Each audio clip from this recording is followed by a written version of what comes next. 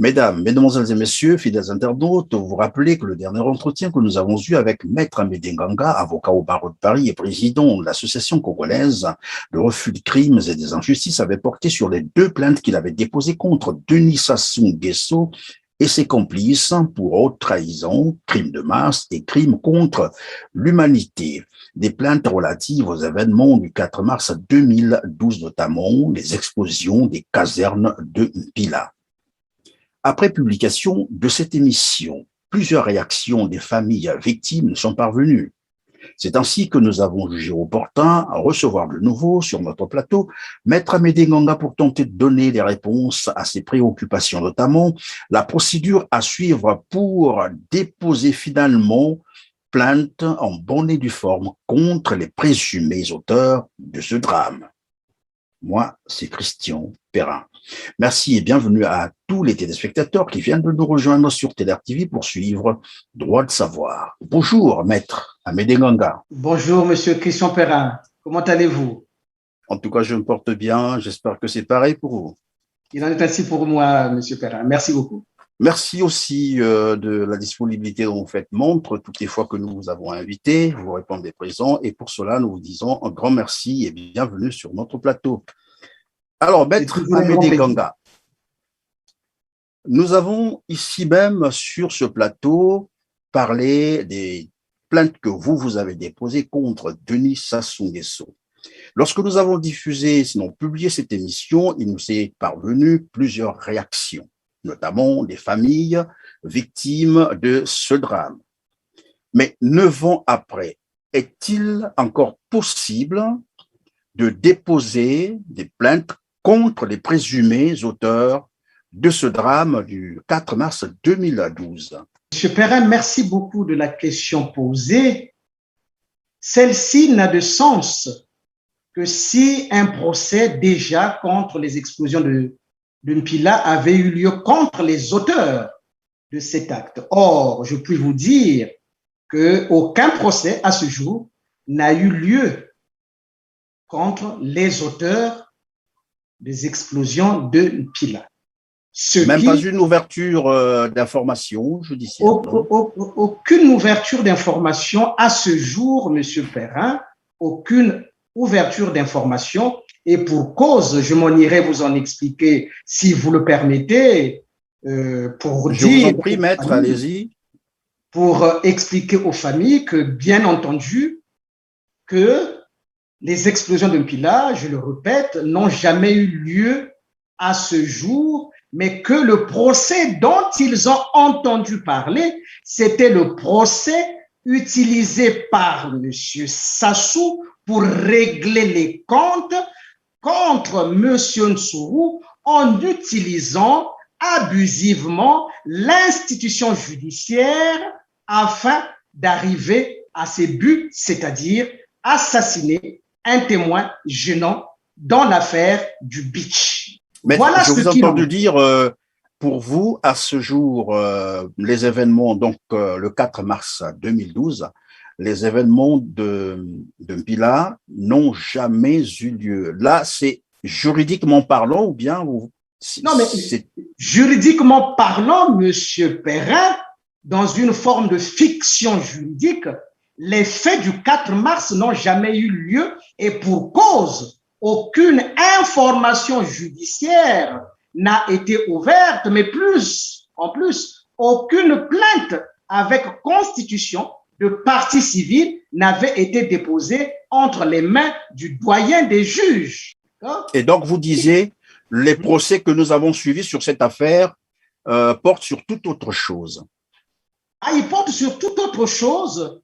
Ils portent sur le colonel Ntsuru, dont M. Sassou voulait s'évincer, et donc à lui a donné la mort, mais en utilisant les instruments de la justice et en faisant croire que les événements du 4 mars étaient l'objet du procès par lequel il a pensé poursuivre, ou du moins exposer le colonel Ntsuru comme étant l'auteur des explosions de Mpila.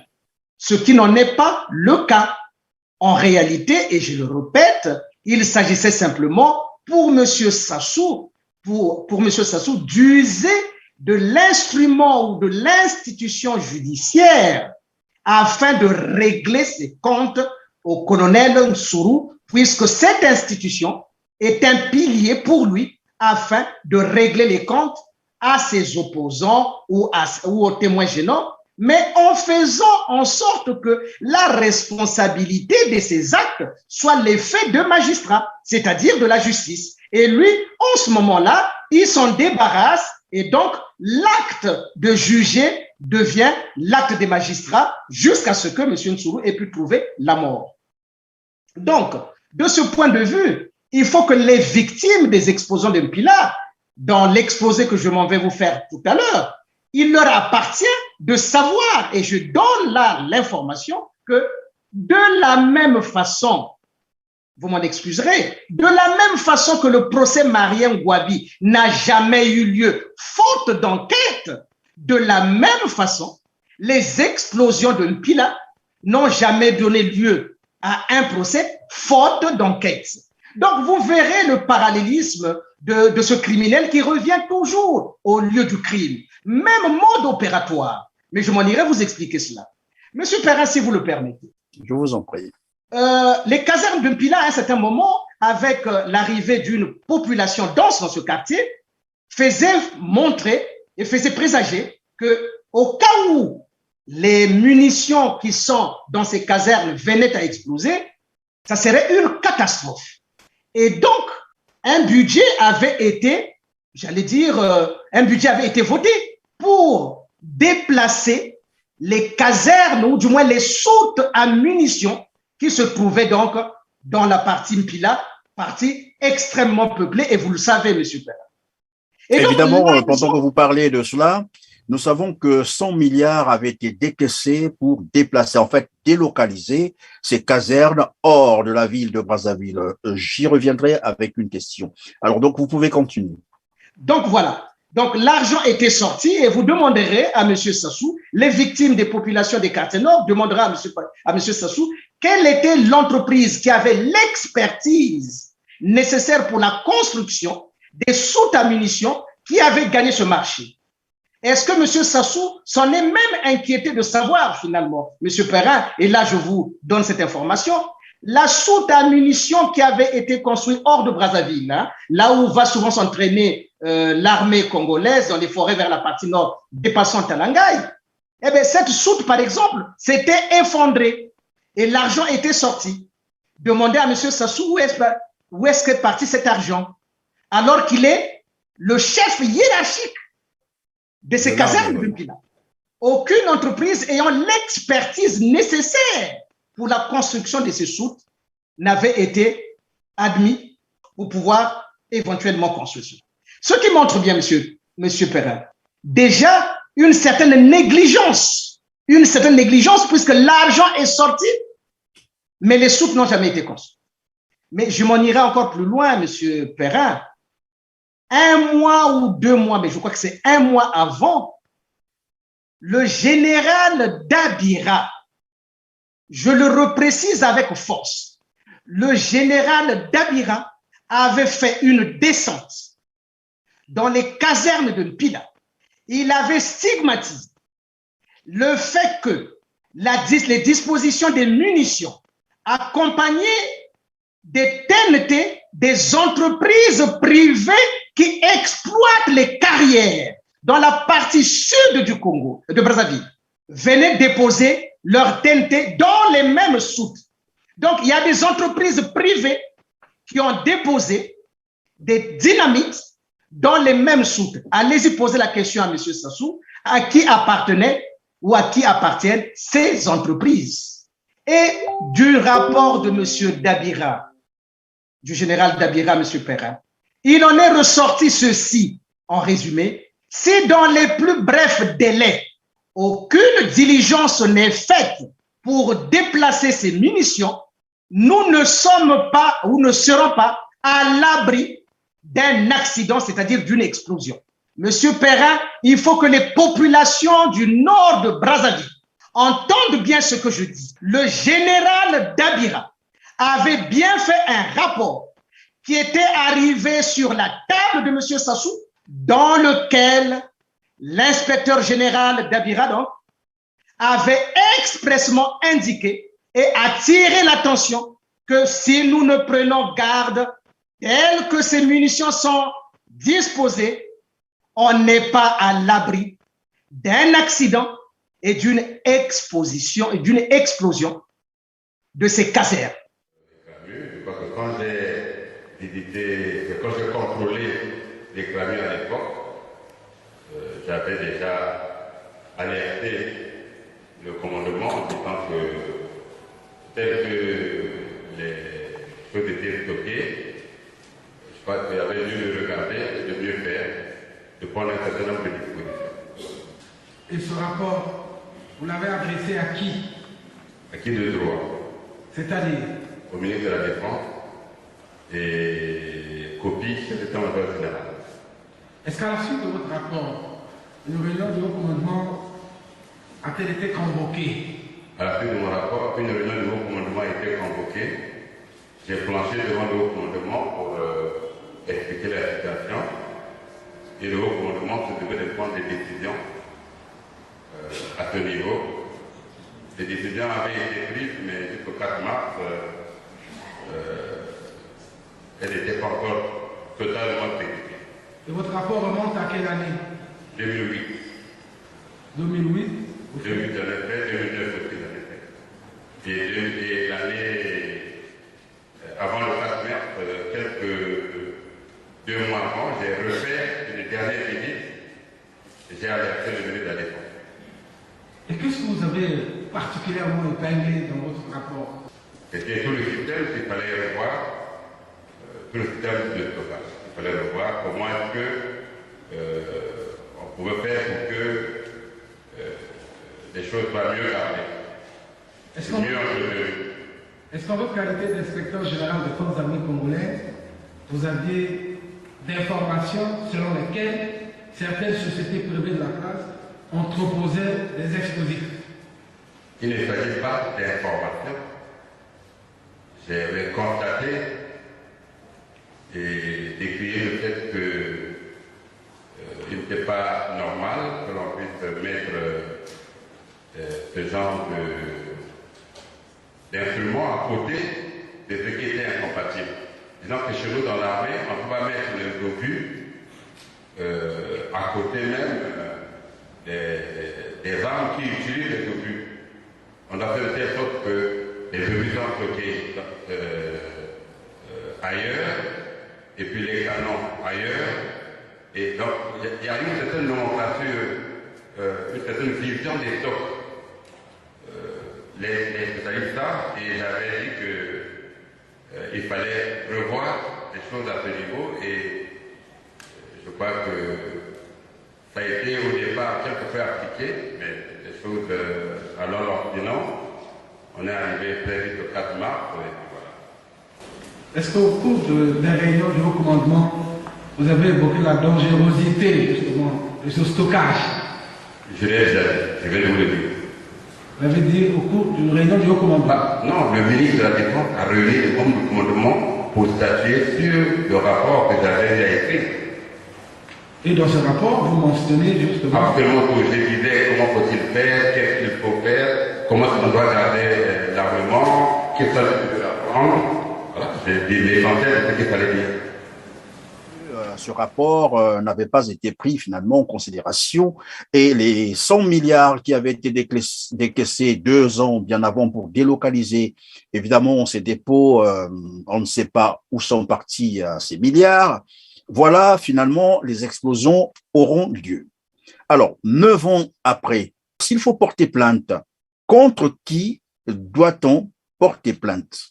Très bonne question, parce que là-dedans, il y a déjà un précédent. Naturellement. Pour revenir rapidement à l'inspecteur Dabira, je me pose la question si ce rapport, plus un autre fait, n'ont pas été à l'origine de ce qu'il vit aujourd'hui, c'est-à-dire un témoin, aussi bien pour les explosions de Mpila que pour l'affaire du beach dont Dabira et colonel Nsuru se sont déplacés pour aller voir M. Sassou, lui dire qu'il est en train de faire exécuter les personnes, donc les individus, qui sont en train de traverser au beach et que cela est très dangereux. On n'est pas à l'abri des poursuites pour crimes contre l'humanité. La réponse de M. Sassou à M. Dabira, au général Dabira et le colonel Nsuru, ça ne vous regarde pas. Voilà la réponse donnée par M. Sassou. Donc, ce que vit M. le général Dabira n'est pas loin dans la conjugaison aussi bien du rapport qui a donné lieu aux explosions de Mpila et l'affaire du beach. Mais maintenant, venons-en à la question de la plainte. Je dois préciser, M. Perrin, si vous le permettez, les deux plaintes pour lesquelles vous m'avez interrogé la dernière fois concernent des plaintes que le colonel Nsuru a déposées contre M. Sassou et ses complices. Parce que M. Sassou, président de la République, soi-disant, chef de tribu en réalité, avait mis en place une commission d'enquête alors qu'en tant que président de la République ou chef de tribu, il ne dispose d'aucun pouvoir accusateur. Et le pouvoir de poursuite et d'accusation relève exclusivement du parquet de la République. Il n'y a que le procureur, accompagné de ses OPJ, peut susciter des enquêtes judiciaires, policières et judiciaires sous son contrôle avec les OPJ pour ensuite éventuellement saisir ou le tribunal ou le doyen du juge pour ouvrir une information judiciaire. Mais si le parquet a ce pouvoir, j'allais dire exclusif, il peut être contourné par un autre pouvoir, la constitution, donc la plainte avec constitution de partie civile des victimes qui peuvent saisir directement le doyen des juges. Voilà à peu près l'ossature de ce que constituent les éléments de l'accusation ou du moins la poursuite et l'ouverture d'informations lorsqu'a été constaté un délit ou un crime. Donc voilà, M. Perrin, que M. Sassou, ayant finalement, par sa méthode, mis en place une commission, donc brouiller les pistes afin d'accuser le colonel Nsuru comme étant l'auteur des explosions de Mpila, alors que le parquet de la République et le tribunal n'ont jamais été saisis de quelque façon que ce soit. Alors, maître, s'il vous plaît, maintenant qu'il s'agit de déposer une plainte avec constitution, bien sûr, de partie civile, contre qui exactement? Alors, aujourd'hui, toutes les victimes, je dis bien toutes les victimes des explosions de Mpila, ils doivent savoir qu'ils ne peuvent obtenir réparation de ce qu'ils ont perdu, aussi bien en vie humaine qu'en biens meubles ou immeubles, que s'ils saisissent les tribunaux, faute pour le parquet de la République le 4 mars d'avoir ouvert une information ou des OPJ de s'être déplacés sur les lieux afin de faire des constats et des constatations qui devaient amener le parquet de la République d'être appelé sur les lieux et éventuellement le doyen des juges, afin que s'ouvre immédiatement l'information judiciaire et donc les poursuites qui devaient être dirigées contre X dans un premier temps. Et donc actuellement, puisque les victimes savent désormais qu'une plainte a été déposée contre Sassou, donc tous doivent prendre tous les avocats du Congo, demander les services de ces avocats-là du Congo, parce qu'ils sont nombreux, j'allais dire les victimes, pour constituer, pour mettre en place, rédiger leur plainte avec constitution de partie civile pour déposer devant le doyen des juges pour assassinat, coups et blessures volontaires, destruction des biens privés de propriété privée. Voilà. Mais maître, une plainte avec constitution de parti civil. Aujourd'hui, comme je l'ai dit d'ailleurs, 9 ans après, finalement, la zone a été reconstruite et qu'aucun OPJ n'est allé sur le terrain pour faire l'enquête, pour constater comment cela peut se passer. Alors, très bonne question, Monsieur Perrin. Vous parlez là finalement des difficultés qui pourraient résulter des plaintes. Mais avant cela, il faut que tout de même que les victimes, dans un premier temps, et c'est nécessaire, les victimes doivent d'abord tous aller déposer leur plainte avec constitution de partie civile. Quel que soit le temps qui a pu passer, il faut dire que le criminel ne peut pas prescrire. Donc, le temps aujourd'hui n'est pas défavorable, du moins dans le dépôt de la plainte ou des plaintes, j'allais dire, des plaintes avec constitution de partie civile. Alors, dans un premier temps, il faut que les populations victimes du Nord doivent savoir que la justice n'a pas fait son travail, ce qui est donc constitutif d'une faute très grave.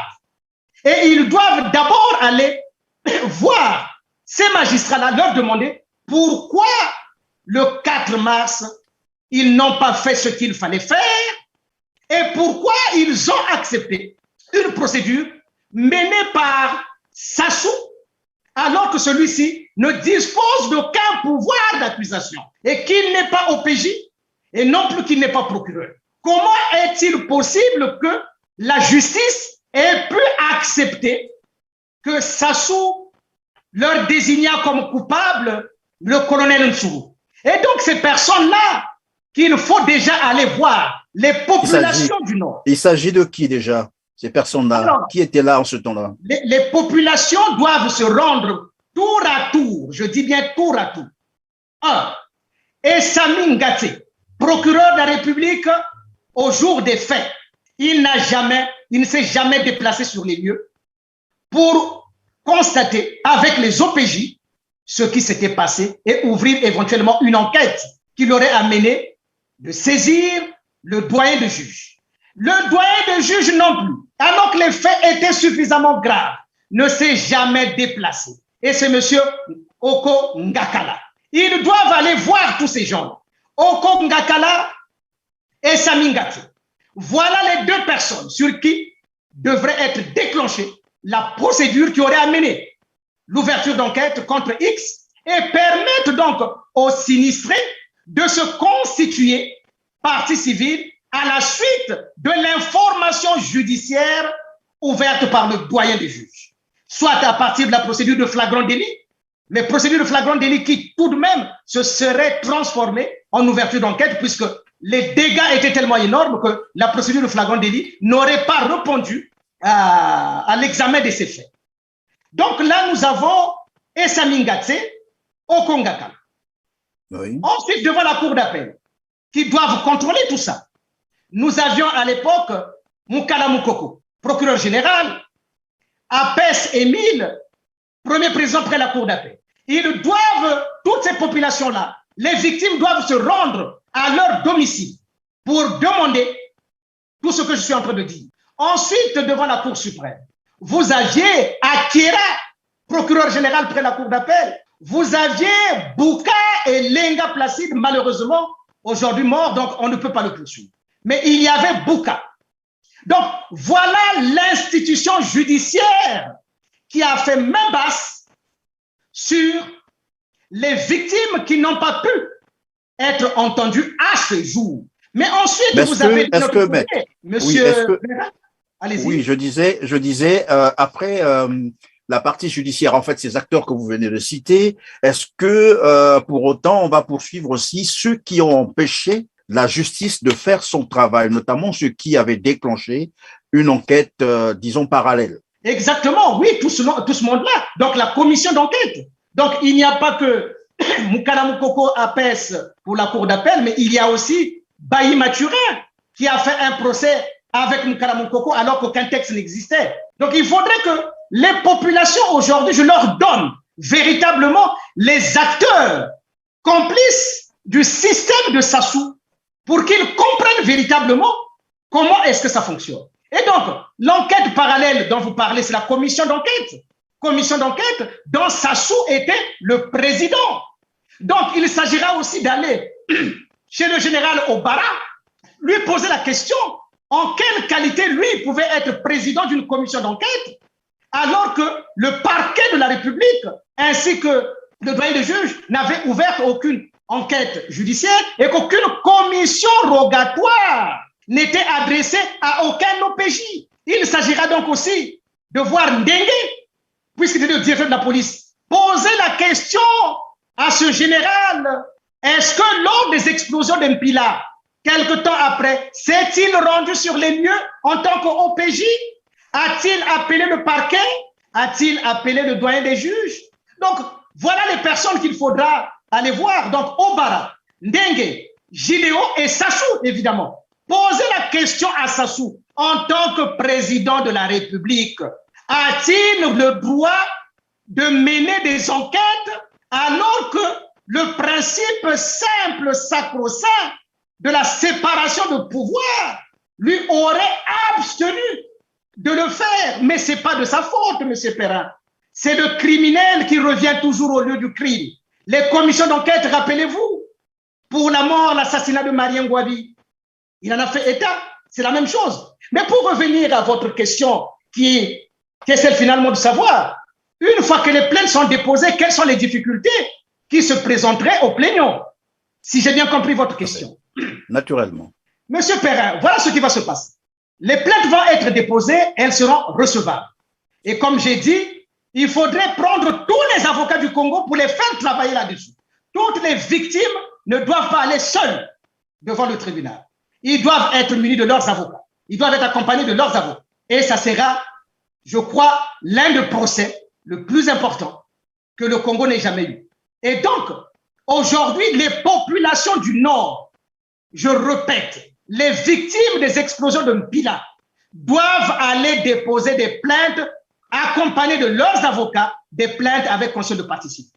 Maintenant, qu'est-ce qui va se passer, monsieur Perrin? Et c'est une très bonne question.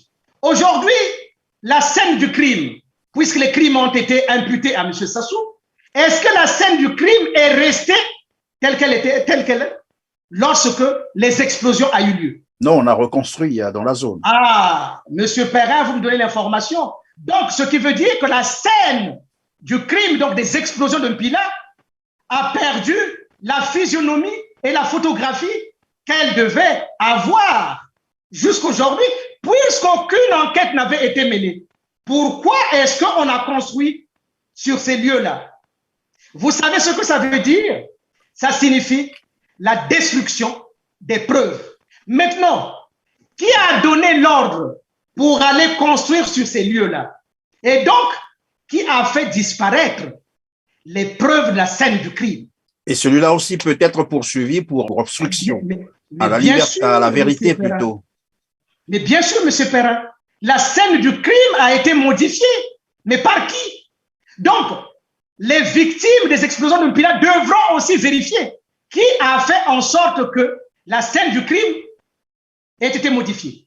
Mais plus encore, s'il y a eu des constructions telles que vous le dites, M. Perrin, ça veut dire que ceux qui avaient leurs biens immeubles et meubles éventuellement, et ceux qui sont morts, il est impossible de poursuivre ces plaintes au moyen des enquêtes, puisque les OPJ qui vont être désignés vont faire l'enquête sur quoi?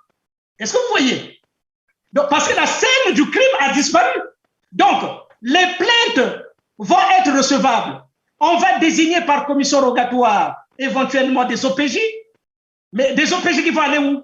La scène du crime n'existe plus. Est-ce qu'on peut comprendre par là que finalement, ils ont reconstruit la zone juste une manière de brouiller les pistes, de brouiller les traces, d'effacer en fait les traces, c'est cela? Mais c'est exactement ça lorsque je parle de la modification de la scène du crime, c'est effectivement ça.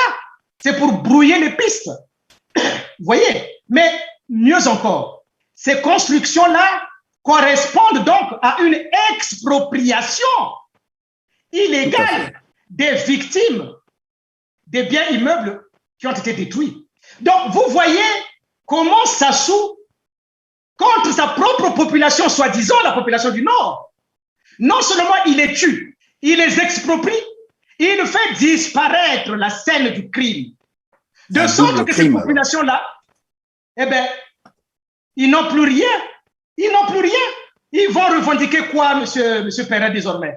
Mais maître, pendant que vous dites que vous vous posez la question de savoir qu'est-ce qu'ils vont revendiquer, on se souviendra que finalement, ces familles des victimes avaient reçu quand même de l'argent de la part du gouvernement congolais. Est-ce que ce n'était pas là un dédommagement, c'est-à-dire réparation du préjudice? Non, monsieur Perrin. C'était pas une réparation de préjudice?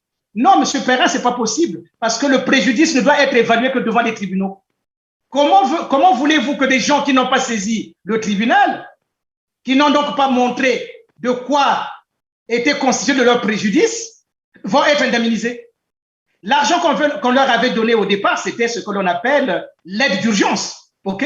C'est l'aide d'urgence, donc il n'a rien à voir avec l'indemnisation. Donc, vous voyez bien que M. Sassou, qui prétend qu'il aime les populations du Nord, qu'il en serait le garant, mais que par le même mensonge qu'il utilise pour aller tuer les populations au sud, il utilise le même mensonge pour tuer les populations du nord, les exproprier et les rendre dans l'impossibilité éventuellement d'être dédommagés. Parce que les plaintes dont il s'agit, M. Perrin, c'est deux types de plaintes. Plainte pour assassinat et plainte pour destruction des propriétés privées. Permettez-moi de vous rappeler tout de même que la Constitution de 92 garantissait la propriété. La Constitution de 2002, puisque nous étions régis par cette Constitution, garantissait aussi la propriété. Celle de 2015, n'en parlons pas. Monsieur Sassou fait comment pour garantir la propriété des populations dont il prétend assurer la protection? Donc, de deux choses l'une, monsieur Perrin. Est-ce que nous ne sommes pas dans la situation, et comme vous parlez du temps, c'est tellement bien dit. Est-ce que nous ne sommes pas dans la situation du ciel qui ne tombera pas? Il peut tuer les populations du Nord, leur priver de propriété, leur priver de dédommagement. Est-ce que le ciel va tomber? Monsieur Perrin, ça serait une très bonne question à poser aux populations du Nord qui ne jurent que par ce minable criminel de Sassou. Et je leur fais la démonstration, et je l'ai toujours dit, qu'ils ne les aiment pas. Sassou ne les aime pas. Mais ils sont otages de la contrepartie qu'il leur donne pour oublier les crimes qu'il commet contre eux, notamment l'argent. Leur conscience aujourd'hui est corrompue au point d'oublier que Sassou les tue. Nous savons également que la loi, finalement, n'a pas d'effet rétroactif, mais il se trouve que dans la Constitution de 2015, il y a l'article 96 qui protège finalement le président de la République une fois qu'il quitte ses fonctions, donc ne peut pas être poursuivi.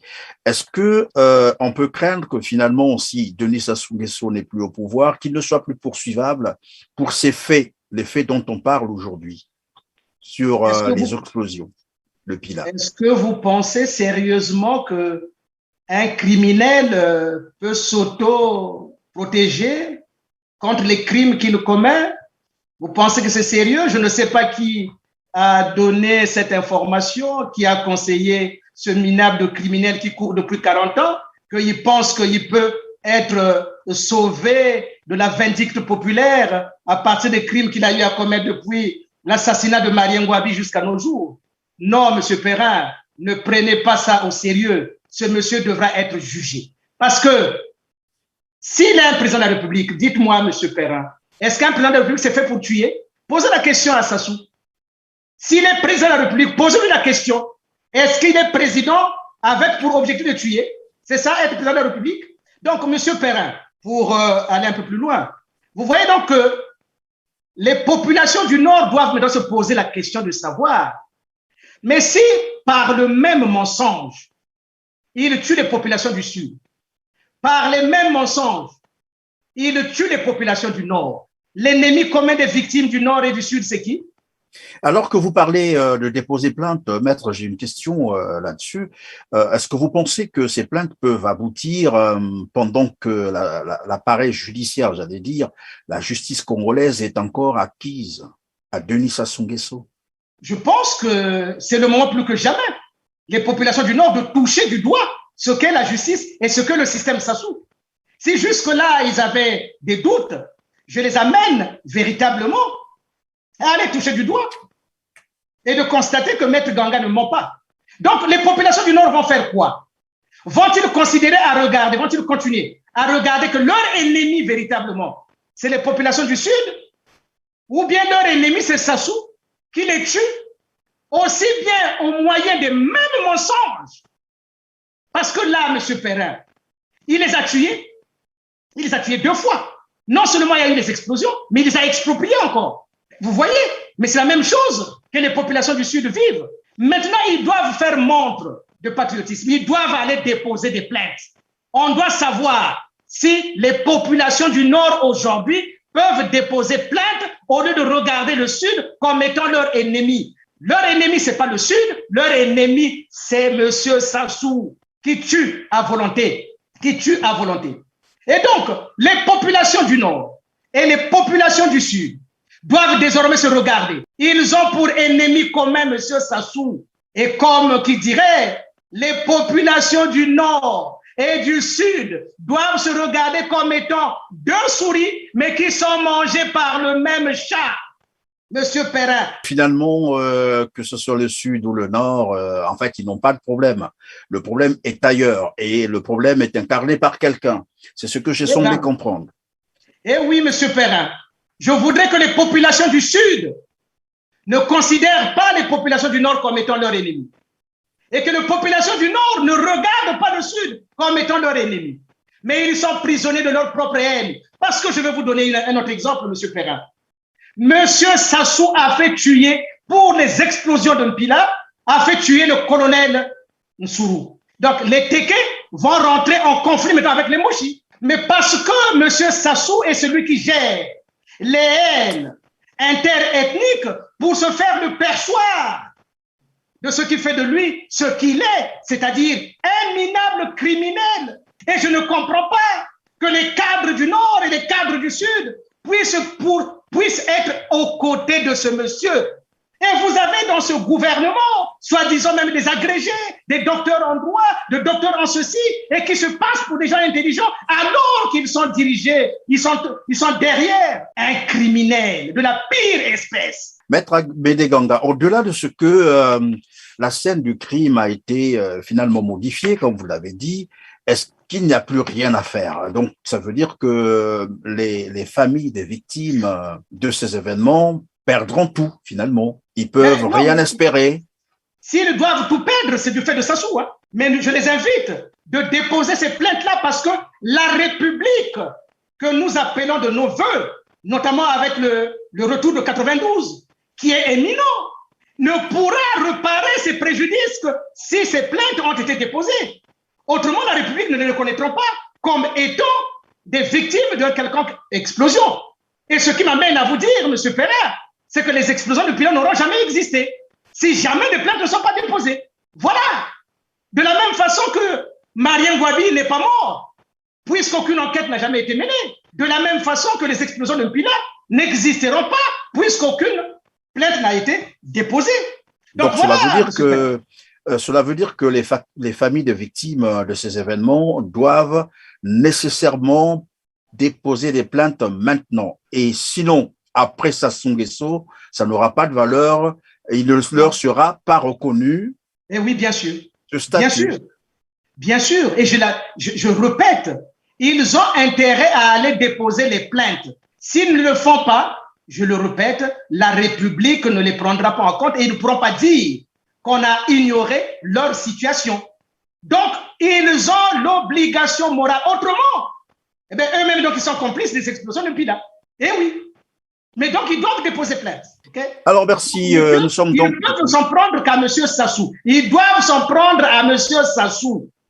C'est lui qui est l'auteur de ces... Et la preuve, c'est que des plaintes ont déjà été déposées contre M. Sassou. Donc, il leur suffit simplement de déposer plainte avec conscience de partie civile, de dire déjà qu'il y a des plaintes qui sont dépendantes devant les juridictions congolaises et notamment devant le Parlement, qui ne sont pas des plaintes, qui ne sont pas pour aujourd'hui, fort cause. Donc, ils doivent déposer les plaintes. Et je vous dirais, M. Perrin, c'est la première étape pour montrer que populations du Sud vivent exactement la même chose que eux vivent. À cette différence près, c'est que Sassou les corrompt pour qu'ils ignorent qu'il commet des crimes sur eux. Nous sommes embarqués tous dans le même bateau avec pour ennemi commun M. Sassou avec la bande des complices. Et je pense que les populations du Nord aujourd'hui peuvent le voir ouvertement. Et je redis, pour aller plus loin, M. Perrin, je dirais ceci. S'il y a des cadres du Nord, les cadres du Sud, qui sont des supporters de Sassou, criminels, s'ils veulent contester ce que je dis, je les invite tous à m'affronter. Qu'ils viennent dire que Maître Ganga ment dans ce que je dis. Mais je souhaite que les populations du Nord extirpent leur haine contre les populations du Sud et vice-versa, les populations du Sud n'auront pas pour ennemis les populations du Nord. Comment voulez-vous des peuples qui ont toujours vécu ensemble? Par le mensonge, la manipulation d'un minable personnage comme Sassou, des populations font honneur à cet individu de se battre entre eux au profit de qui? D'un criminel comme Sassou. En plus, M. Sassou, c'est un néo-nazi. Il travaille pour la France-Afrique. Donc, nos populations du Nord et du Sud, nous sommes à la merci d'un étranger qui travaille contre nos propres intérêts, contre nos propres populations. Non. Je redis encore, peuple du Nord, ressaisissez-vous. La haine que vous portez vous emprisonne parce que c'est Sassou qui manipule. Et j'irai plus loin. La même haine a été construite lorsque Sassou tue un Kouyou, Marien Gwabi. Il fait cette responsabilité, rejette cette responsabilité sur les Bas-Congo. Donc, Monsieur Sassou, Monsieur Perrin, si vous me le permettez, a mis la planche de la haine, lui sert de perchoir. Donc, imaginez que les populations du Nord, les populations du Sud, intègrent à la place ou remplacent à la place de la haine, l'amour. Qui va tomber d'après vous? C'est bien Sassou Nguesso qui va tomber. Merci Maître Amédée Ganga. Malheureusement, le temps qui nous était imparti touche à sa fin et c'est par là que nous allons donc mettre fin à notre émission aujourd'hui. Probablement que nous reviendrons toujours vers vous pour d'autres occasions et le plateau est toujours libre. Vous reviendrez comme vous le souhaiterez. Et je pense que les familles des victimes du drame le 4 mars 2012 vous ont bien suivi et bien compris comment procéder. La balle est désormais dans leur camp. Quant à vous, chers téléspectateurs, une fois de plus, merci d'avoir choisi TELAR TV et merci du temps que vous avez consacré à nous suivre. Restez toujours branchés sur TELAR TV. Moi, je vous retrouve très prochainement. Merci.